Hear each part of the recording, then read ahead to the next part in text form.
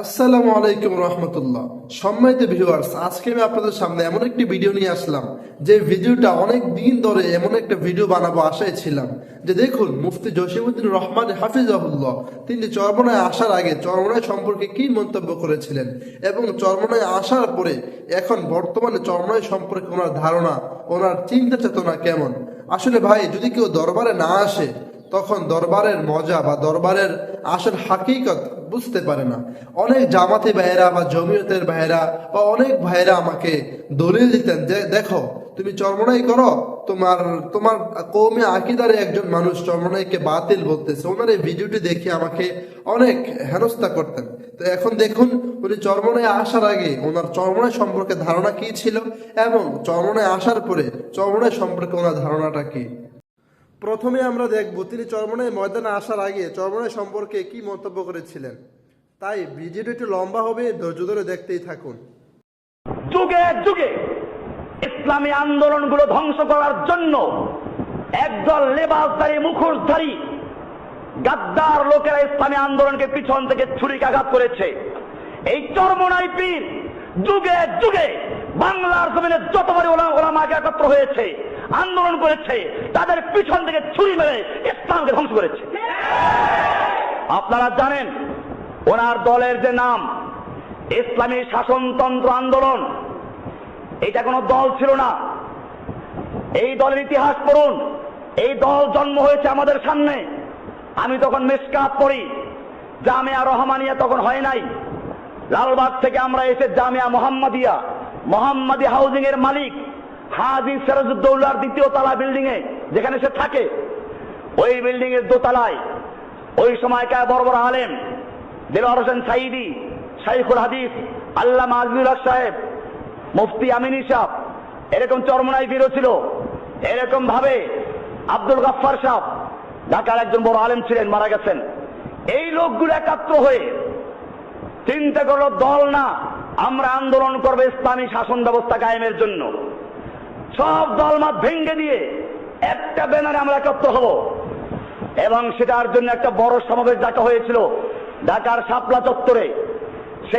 সেই সমাবেশের মাইকে আমি নিজে করেছি। এত বড় আশা নিয়ে যখন কাজ শুরু হলো এবং এখানে সিদ্ধান্ত হয়েছিল এটা যেহেতু কোনো দল না, আন্দোলন, সুতরাং এটার কোনো নির্দিষ্ট আমির থাকবে না, 2 বছর পর পর আমির চেঞ্জ হবে।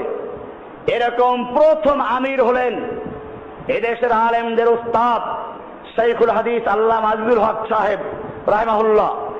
এরপরে যখন চরমনাই পীর দ্বিতীয় নাম্বার এটার মালিক হয়ে গেলেন, সভাপতি নির্বাচিত হলেন, এরপরে এই যে ছিনতাই হলো, ওখান থেকে আর বের হতেই পারলো না। শাসনতন্ত্র আন্দোলন চুরি হয়ে গেল। এরপরে যখন আবার নতুন করে এদেশের আলেম সমাজ নাস্তিক, মুরতাদ এবং বুলগারদের বিরুদ্ধে ঐক্যবদ্ধভাবে মাঠে নেমেছে, উচিত ছিল তাদের নিজেদের প্রোগ্রাম বাদ দিয়ে ঐক্যবদ্ধভাবে 6 তারিখের প্রোগ্রামে একাত্র হওয়া। তারা করলো কি, সেই প্রোগ্রামের সাথে একটা রাজনৈতিক স্লোগান দিল, হ্যাঁ আমরা কিন্তু একমত আছি, কিন্তু তারা ইহুদি খ্রিস্টানদের সাথে আতাত করে নিজেরা তাদের ছত্র ছায়ায় একটা সম্মেলন করে উধাও হয়ে চলে গেছে, যাতে করে পরবর্তীতে যদি এই আলেমরা কোনো বিপদে পড়ে, ওনারা যেন বিপদে না পড়েন। এই লোকগুলো সব জায়গায় থানায় থানায় আমার বিরুদ্ধে অভিযোগ করেছে আমি জঙ্গিবাদীদের লেজা। চরমনাই পীরকে শিক্ষা নিতে হবে, মুরিদদেরকে জানতে হবে, যদি জিহাদের কথা বললে বলে জঙ্গিবাদী হয়, তাহলে সেজন্য আল্লাহ সুবহানাহু ওয়া তাআলা কোরআনের জিহাদের আয়াত নাযিল করেছেন, তুমি আল্লাহকে জঙ্গিবাদী বলছো। জিহাদের হাদিস আল্লাহ রাসূল বলেছেন, আল্লাহ তাআলা বলছেন, ইন্নাল্লাহা ইউহিব্বুল্লাযীনা ইউকাতিলুনা ফী সাবিলিহি সাফফান, নিশ্চয় আল্লাহ ভালোবাসেন ওই সমস্ত লোকদেরকে যারা আল্লাহর রাস্তায় কিতাল করে, যুদ্ধ করে কাতারবন্দী হয়ে। কি করে?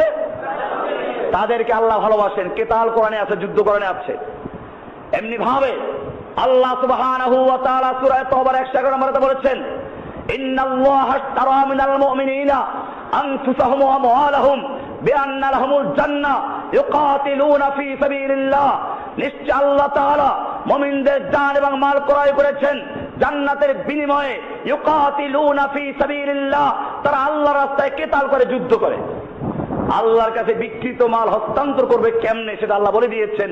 ইউকাতিলুনা ফি সাবিলিল্লাহি, তারা আল্লাহর রাস্তায় কেতাল করে, যুদ্ধ করে। ফায়াকতুলুনা ওয়া ইউকতালুন, তারা মারে আর মরে। মারে আগে, তারপরে বোঝা গেল খালি হাতে যাওয়া যাবে না। আল্লাহ পরিষ্কার বলেছেন ফায়াকতুলুনা ওয়া ইউকতালুনা, তারা মারে আর মরে। মারামারি আছে কিনা কোরআনে?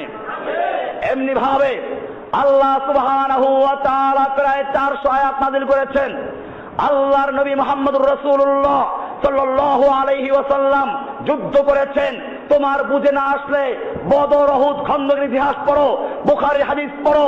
আল্লাহর নবী সাল্লাল্লাহু আলাইহি ওয়াসাল্লাম বলেছেন লাওয়াদিত্তু উক্তালা ফি সাবিলিল্লাহি সুম্মা উহিয়া সুম্মা উক্তাল সুম্মা উহিয়া সুম্মা উক্তাল, আমার মনে চায় আমি আল্লাহর রাস্তায় যুদ্ধ করি, আবার শহীদ হই, আবার যুদ্ধ করি, আবার শহীদ হই, আবার যুদ্ধ করি, আবার শহীদ হই। সুতরাং যদি কোরআনের কথা বলা, হাদিসের কথা বলা, জিহাদের কথা বলার কারণে জঙ্গিবাদী হয়, তাহলে ইনশাআল্লাহ আমি সে জঙ্গিবাদী হতে পারি, মৌলবাদী হতে পারি, কিন্তু যারা বিরোধিতা করে তারা আল্লাহর দুশমন, রাসূলের দুশমন। এখন আমরা দেখব তিনি চরমনাই ময়দানে আসার পরে কি মন্তব্য করলেন। ধৈর্য ধরে পুরো ভিডিওটা দেখুন।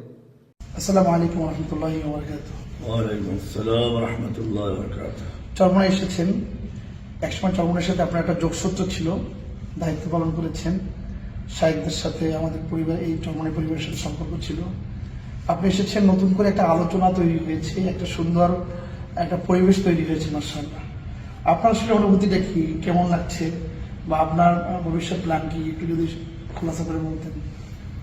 আলহামদুলিল্লাহ, মূলত চরমনাই আসাটা আমার জন্য এমন নয় যে এটা নতুন কিছু, বরং আমি মনে করি যে এটা আমার নিজের বাড়িতে আসা।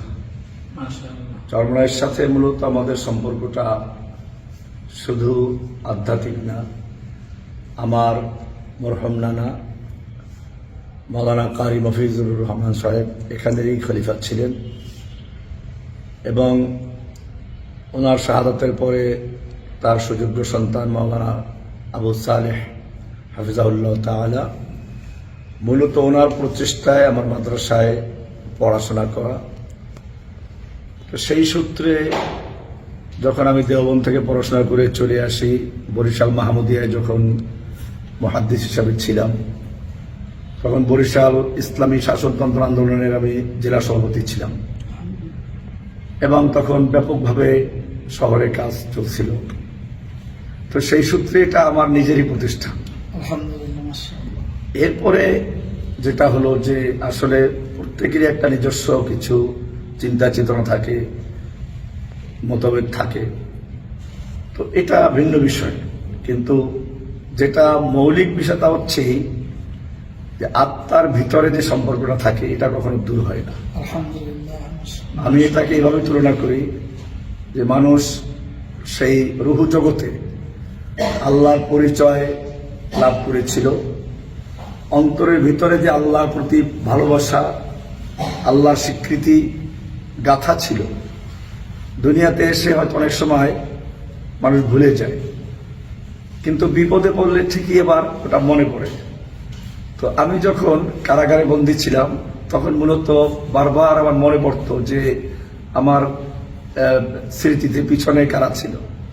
তো সে সময় বারবার চরমনাই, জামিয়া রহমানিয়া, আমার উস্তাদদের কথা মনে পড়ত, এবং সে কারণেই মূলত আমি কারাগার থেকেই একটা পত্র লিখেছিলাম যে আমার উস্তাদ, আমার যারা মুরব্বী, আমার যারা কাবির, তাদের ব্যাপারে আমার কথাবার্তায় কোনো কষ্ট পেলে সেজন্য আমি দুঃখিত।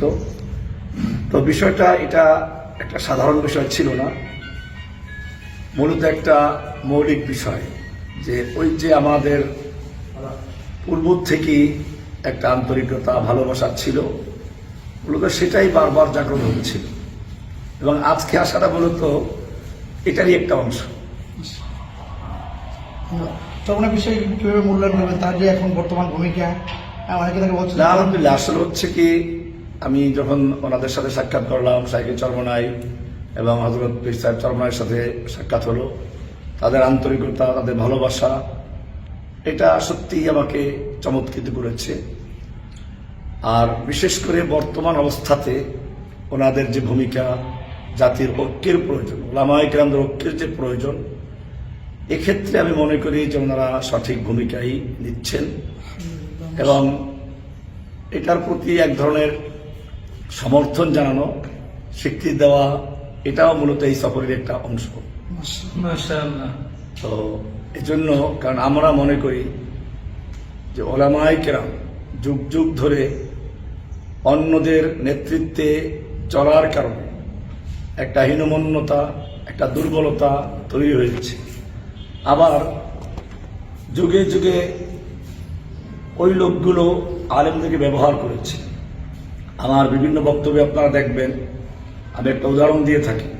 পাকিস্তান যখন স্বাধীন হলো, সে সময় আন্দোলন করেছিল ওলামায়ে কেরামরা, আন্দোলন করেছিল ইসলামী শক্তিগুলো, এবং তার স্বীকৃতি স্বরূপ আমরা দেখি পশ্চিম পাকিস্তানের স্বাধীনতার পতাকা উড্ডীন করেছিল আল্লামা শিব্বির আহমদ উসমানী রহমতুল্লাহ আলাই, এবং তৎকালীন পূর্ব বাংলা পাকিস্তান অর্থাৎ বাংলাদেশ বর্তমান যেটা, এখানে স্বাধীনতা পতাকা উড্ডীন করেছিলেন আল্লামা জফর আহমদ উসমানী রহমতুল্লাহ আলাই। কিন্তু এই পর্যন্তই তাদের কৃতিত্ব শেষ হয়ে যায়, তাদেরকে আর ডাকা হয়নি। এরপরে শাসন কার্যে কখনোই তাদের মূল্যায়ন করা হয়নি। একই অবস্থা বাংলাদেশের জুলাই আগস্ট আন্দোলন হয়েছে। এখানে ত্যাগ, কোরবানি, আন্দোলন, রক্ত দেওয়া সবকিছুই দীর্ঘ ইতিহাস রয়েছে ওলামায়ে কেরামদের।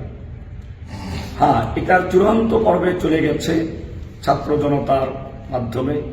সেক্ষেত্রেও মাদ্রাসার ছাত্র, কওমি, আলিয়া, সব রকমের ছাত্রদের অবদান ছিল। তো দেখা যায় এখানেও সেই একই রকম স্বীকৃতি দেওয়া হয়েছিল। প্রথম সবাইকে ডাকা হলো, ওলামায়ে কেরামদের সম্মান জানানো হলো, পরামর্শ নেওয়া হলো। কিন্তু তারপরে দেখা যায় বিভিন্ন কমিশন হচ্ছে, এখানে ওলামায়ে কেরামদের কোনো অবদান নেই, বরং তাদের পরামর্শ মূল্যায়ন করা হচ্ছে না। তো সেই কারণে ওলামায়ে কেরামদের একটা সময়ের দাবি ছিল ঐক্যবদ্ধ হওয়া, এবং পারস্পরিক যদি কিছু মতভেদ থাকে এটা থাকবে। এটা সাহাবীদের যুগেও ছিল, এখনো আছে, ভবিষ্যতেও থাকবে। এবং বিশেষ করে ফিকহি মাসাইলগুলোতে ইখতিলাফ থাকাটা এটা খুবই স্বাভাবিক। কারণ আমরা আল্লাহ রাসূল সাল্লাল্লাহু আলাইহি ওয়াসাল্লামকে দেখি নাই, সাহাবায়ে কেরামদের থেকে হাদিস বর্ণিত হয়েছে, তার মাধ্যমেই আমরা দিন শিক্ষা অর্জন করি, দিন পাই। সেক্ষেত্রে সাহাবায়ে কেরাম যে যে অবস্থা আল্লাহ রাসূলকে দেখেছেন, তারা সে অবস্থা বর্ণনা করেছেন, অথবা বর্ণনা করার মধ্যে এক একজনের বড় এক এক রকম হয়ে গেছে। এসব কারণে অনেক মাসআলা মাসাইলের ক্ষেত্রে ইখতিলাফ হয়েছে। কিন্তু এই ইখতিলাফগুলোর কারণে ওলামায়ে কেরামদের যে ঐক্য এবং তাদের ভ্রাতৃত্ব, তাদের আন্তরিকতা, এতে কোনো ক্ষতি হয়নি। আমরা সে কারণে দেখি যে আমাদের সালাফ যারা ছিলেন, হানাফি, শাফি, হাম্বলি, মালিকি যাদেরকে আমরা বলি, সেই ইমাম আবু হানিফা রহমতুল্লাহ আলাই, ইমাম শাফিঈ রহমতুল্লাহ আলাই, ইমাম মালিক রহমতুল্লাহ আলাই, ইমাম আহমদ বিন হাম্বল রহমতুল্লাহ আলাই সহ